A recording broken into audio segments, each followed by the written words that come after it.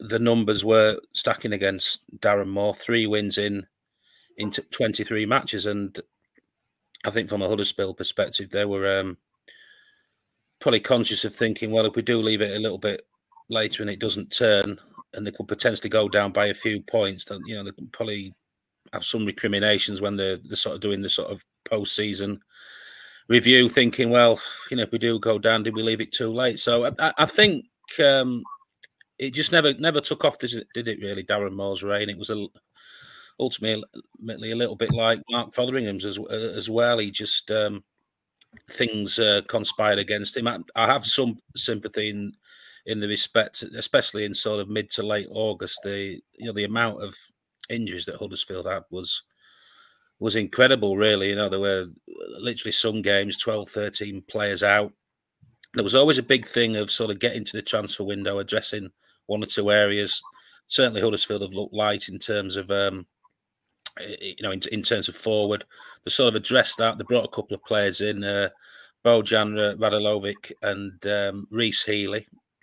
So the sort of forwards that Moore was wanting had come into the building. The injury picture was clearing up as well, but I think he was just fighting to lose. It was like a battle against time almost. Phil, he was just hoping for that catalyst, that spark, and it just never arrived. Unfortunately, obviously, it culminated in the game against Queens Park Rangers the other weekend, and they were so desperately close, weren't they? It was fine margins. They were winning.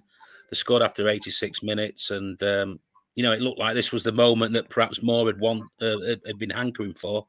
Then QPR equalising, a scruffy goal really late into stoppage time. So obviously they made the decision to get rid of Moore soon after. What I didn't personally like was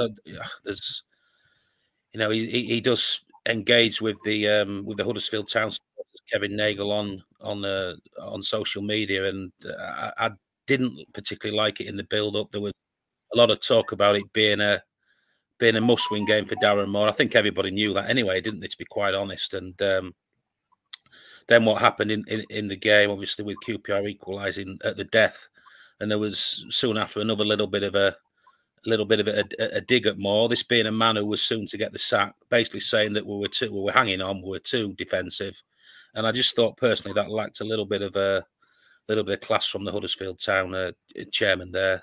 So, not surprised that they made a decision to get rid of Darren Moore. That is Huddersfield's prerogative, whether you agree with it or not. I thought he might have got a little bit more time, but at the end of the day, no one can really argue with the decision. But it was just some of the manner of it that left a little bit of a sour taste, I thought. Yeah, and what also would have left a sour taste, I guess, really, would have been when he saw the result of the first game without him at the helm, and Huddersfield won 4-0. Obviously, John Worthington coming in and sort of caretaker charge. Yeah, obviously remains to be seen who takes charge on a on a permanent basis. Sorry, after Darren Moore, whoever it is, and it may well be if John Worthington has a good run of results, he may get the gig until the end of the season. But whoever it is, what will be the priorities? Well, I think in the first and foremost, it's just getting enough points to keep out of trouble, really, Phil, isn't it? And I think it was ironic. I've just spoken earlier about Darren Moore not having those forwards available.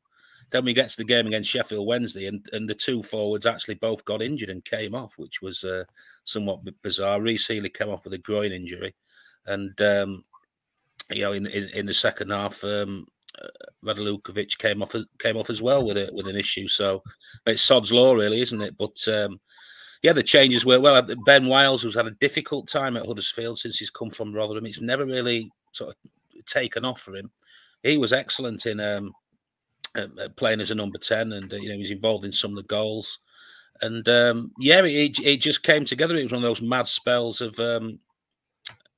football at the John Smith Stadium. I did the game against Middlesbrough last April, and they scored about 4 goals in 20 minutes. And this was even less. It was 4 in 12. I mean, there's a lot to be said for the Sheffield Wednesday defending, and they really did go to pieces. And it was a bit of it wasn't a 4-0 game, if you like. It was just wasn't a game particularly going anywhere. But Huddersfield made hay while the sun is shining, so to speak, and psychologically, a big moment in the season. And you can imagine that when Darren Moore sort of he'd have been following the results, thinking, why couldn't this sort of thing happen for me? But that's ultimately that's football, isn't it, Phil? And yeah, I think they bought themselves a little bit of time. I think in obviously the search to bring in a new permanent head coach. There's been quite a few names that have been mentioned. Some good, solid candidates for me. Paul Higginbottom. He's obviously left Sheffield United a bit earlier this season. From what I led to believe, if it's the right challenge that comes along, he'd be happy to to get back in. But I think also as well, he could potentially wait until the end of the season and sees what's available there. But that's a decent standard of candidate. He's obviously got a promotion from this level.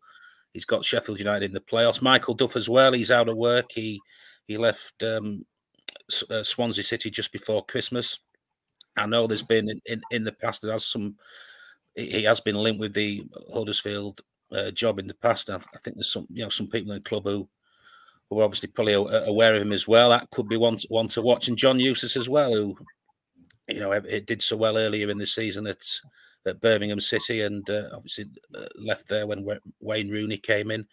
He'll probably be nice and refreshed and looking for his next challenge. So there's some decent calibre of candidates there, and with Huddersfield as well, I don't think you can ever discount a left field candidate as well. And obviously Kevin Nagle speaking to quite a few candidates. They really need to get this right, don't they? And he's mentioned up to 10, 12 candidates. So they're it's a big decision for Huddersfield. They've obviously got a game at Southampton on Saturday. If they can get anything from that, it's a bonus. But at least they're going in there with the confidence bolstered, and potentially one or two players to come back as well. There's Mikkel Hellick missed out on Saturday with an injury issue. He's Huddersfield's top scorer as a centre half, 8 goals. Jack Radoni was ill as well. So add those two back in, suddenly the one or two selection issues potentially. And after Southampton, they've got 2 home games